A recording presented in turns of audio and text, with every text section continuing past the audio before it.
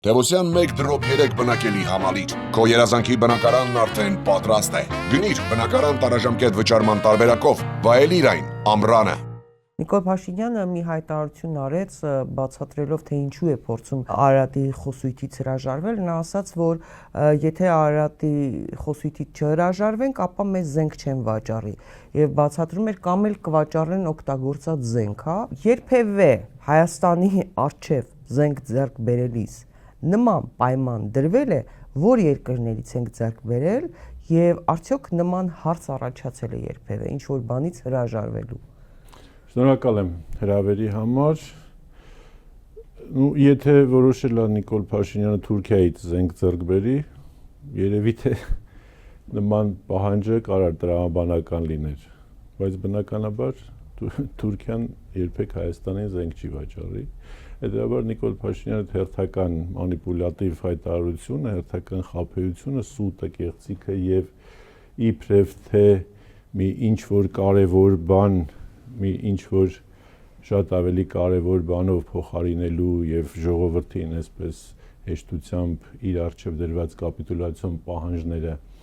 առաջ տանելու համար նման անհեթեթություններ է հայտարարում։ Մեր ռազմատեխնիկական, ռազմաքաղաքական գործընկերներից որևէ մեկը երբևէ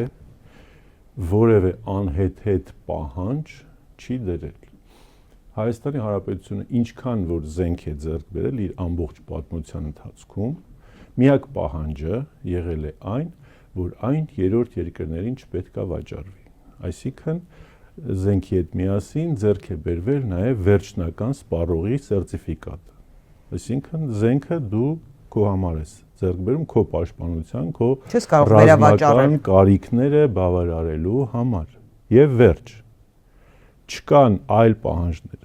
Նիկոլի առջև ով ինչ պահանջ է դրում, ես չեմ կարծում Ռուսաստանը կամ Հնդկաստանը կամ օրինակ Ֆրանսիան, որտեղից որ ըստ իրենց հայտարարության զենք են ձեռք բերում,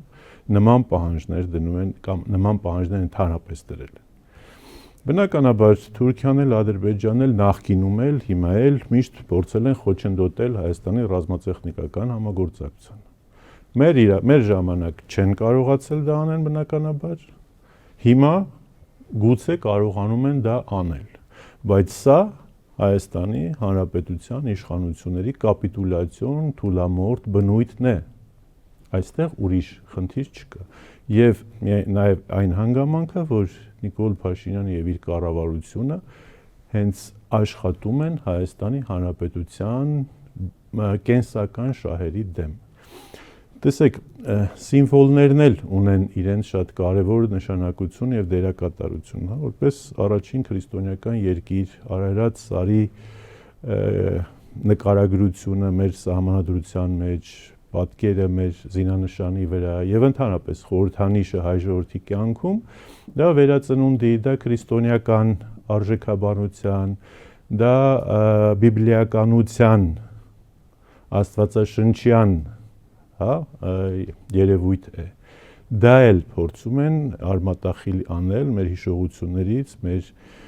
կենսաձևից, մեր առօրյայից, որպիսի հայ ժողովրդի գոյաբանական եւ ընդհանրապես արժեքային եւ քաղաքակրթական էլեմենտները ուղղակի վերացնեն, ինքնության հետ կապված էլեմենտներ ուղղակի վերացնեն, դարձնեն սովորական սպառողական հասարակություն, որի համար նշանակություն չունի ինքը որտեղ ապրում, հայկական բարձրավանդակում, թե չգիտեմ, Եվրոպայի որևէ տարածքում, թե որևէ այլ տեղ։ Սա են սրանք այս խնդիրը լուծում։ Եվ դրանով նաև ցանկացած տիպի պահանջատիրությունը, այսպես ասած, զրոյացվում։ Պահանջատիրությունը ինչ իմաստով։ Ցեղասպանության միջազգային ճանաչման իմաստով, հայ ժողովրդի կենսական իրավունքների վերականգնման իմաստով, արցախցիների վերադարձի իրավունքի իմաստով, հայ ժողովրդի անվտանգ եւ խաղաղ իր հայրենիքում, իր պատմական տարածքներում գոյատևելու իմաստով, գոյատևել նկատի ունեմ բնականոն կյանքի բոլոր պայմաններով զարգացման եւ առաջընթացի հնարավորություններ եւ անվտանգ կենսապայմաններն ապահովելու իմաստով։ Այսինքն սրանք բավականին խորքային եւ բավականին նուրբ խնդիրներ են, որոնք գուցե մեր հասարակության մեծ մասին այսօր չեն հուզում, որովհետև ավելի կենցաղային խնդիրներ կան մարդկանց առաջ, բայց քաղաքական միտքը, քաղաքական շրջանակներն ուղղակի պարտավոր են այս ամեն ինչի նկատմամբ շատ մեծ ուշադրություն դարձնել։ Այսինքն ես չեմ զարմանում, որ Արցախը այսպես հեշտությամբ հանձնող Արցախից Մակրոնի եւ Շարլ Միշելի խաթր Արցախից հրաժարվողը հեշտությամբ կփորձի նաեւ խորհրդանիշներից հրաժարվել։ Վաղն էլ կարա ասի, դե գիտեք ինչ, քրիստոնեական աշխարհը նեղանում է, որ մենք ասում ենք մենք առաջինն ենք պատմական պետականորեն ընդունել քրիստոնեություն, եկեք դա էլ չասենք, եկեք դրանից էլ հրաժարվենք։ Եկեք առաքելական շարքից է, որ այս չանենք պատերազմը սկսել է, շարենք պատերազմը։ Այո, եկեք առաքելական եկեղեցուց էլ հրաժարվենք եւ ընդհանրապես սահմանադրությունից հանենք հայ առաքելական Սուրբ եկեղեցու առանցքային դերակատարությունը, որովհետև գիտեք ինչ կան ինչ որ այլ կազմակերպություններ, խղճի ազատության եւ ոգեվոր կառույցներ, որոնք մեզ փող չեն տա կամ չգիտեմ, որոնք մեր դեմ լոբինգ կանեն, եթե մենք սա այսինքն նման անհեթեթ պահանջներ, պայմաններ հայ ժողովրդի առաջ դնելու, իրանք ընդհանրապես եթե հայկական իշխանությունն այդ խնդիրը նույնիսկ չպետք է բերեն Հայաստանի Հանրապետության հրապարակային դիսկուրսի դաշտ։ Իրանք այդ հարցը արդեն իսկ այդ հարցը եթե նման խնդիրներ իրանց առաջ դրել են, իրանք ընդհանրապես պետք է փակեն եւ նույնիսկ ամոթ այդ հարցը բերել հանրային դաշտ։ Ես չեմ ասում դա քննարկվում է հիմա, դա աբսուրդ է, դա հիմարությունը չի կարելի դրան այսպես քաղաքական երկխոսության կամ դեբատների հարց դարձնել։ Ուղղակի դա եւս մեկ անգամ ապացուցում է, ցույց է տալիս այս իշխանությունների կապիտուլյացիոն բնույթը, նրանց դավադրությունների շարունակականությունը։ Պարոն Զաքարյան, երբ որ ասում են, եթե սա չանենք, պատերազմ կսկսի, եթե սա չանենք, էսկալացիա կլինի, եթե սա չանենք, Ադրբեջանն այս կողմից կհարձակվի, Թուրքիան այն կողմից կհարձակվի, նույնը վերաբերվում է եւ սահմանազատում, սահմանագծում այդ կեղծ process-ին եւ վերաբերվում է Ադրբեջանի կողմից առաջ քաշված պահանջներին սահմանադրություն փոփոխել, միջազգային հայցերից հրաժարվել, դրանք հետ կանչել եւ այլն, հա, բազմաթիվ այսպես շարք է, չէ՞, կամ գերիների մասին հանկարծ չխոսենք, հա, որ չվնասենք, դա էլ մի կեղծ թեզ է։ Ես ուզում եմ հասկանալ, ասենք միջազգային հանրություն չկա, արտաքին քաղաքականություն որևէ աշխատանք չի տարվում, ի՞նչ է նշանակում, եթե սա չանենք, պատերազմ կսկսենք։ Այդքան հեշտ է Հայաստանի դեմ պատերազմ սկսելը, որևէ պետության դեմ պատերազմ սկսելը առհասարակ։ Որևէ պետության դեմ պատերազմ սկսելը շատ բարդ է այսօրվա աշխարհում, եթե այդ պետությունը չունի կառավարություն։ Նիկոլ Փաշինյանի իշխանության պարագայում 4 տարում 4 հատ պատերազմ է եղել,